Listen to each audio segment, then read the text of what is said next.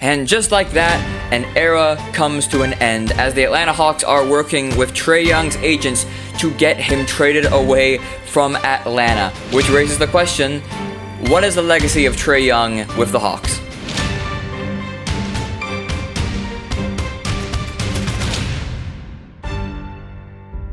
If you're talking about Trae's legacy, you do have to think about how he entered the league. Of course, Atlanta trading Luka Doncic for him, saying that they want him better, saying it'd be a win-win deal. And looking back, as much as I love Trae, man, giving away Luka for Trae, especially with Luka being the star that he is now, is not the greatest deal in hindsight, because it feels like Trae never really blossomed into the star that Luka is with Dallas and now is with LA.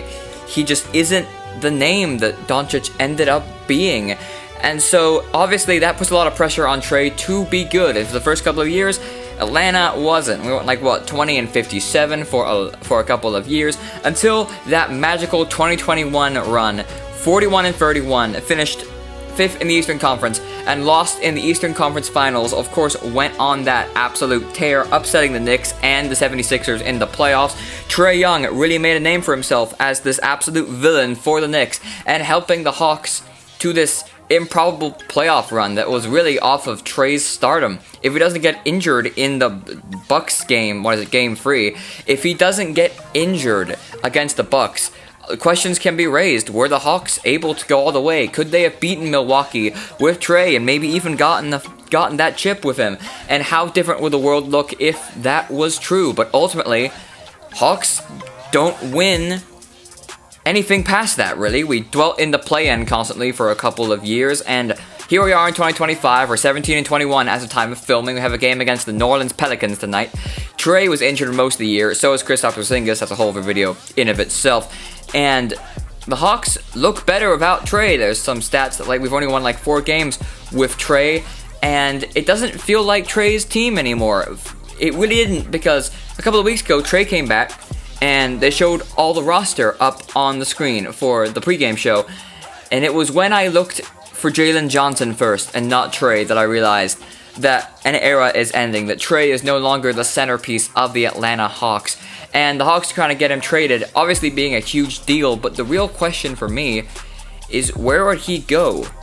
Think about Trae's legacy. Trae was supposed to be this dynamic new player, and he's definitely dynamic. He is a star when he really gets going. He is absolutely clutch, or has been for a long time, but Trae doesn't feel like the sort of player that can really be a superstar in today's NBA. You see him get absolutely bullied when larger players come to town.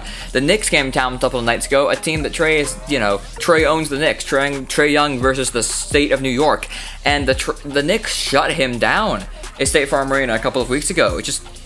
I'm not saying that Trae is washed or anything. Trae is a great player, and I think that wherever he goes, he's a boon. You're going to want Trae Young on your team. Obviously, he's a leading assist, I think, in Hawks history, actually.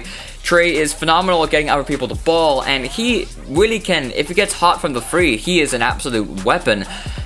But ultimately, Trae isn't the sort of, I don't believe that Trae is the sort of star that can lead a team to a chip, at least by himself. You need to pair him with a Giannis, or a Luka even. He is an excellent player to help your big star. I don't know if Trae is the big star at the end of the day, but let me know below, what do you think the legacy of Trae Young is with the Hawks? Do you think that the Hawks shouldn't have traded Trae Young? Do you think they should have given him more time? What do you think about this whole situation? Let me know below. Make sure to like, subscribe, and I'll see you in the next one. Thank you so much for watching.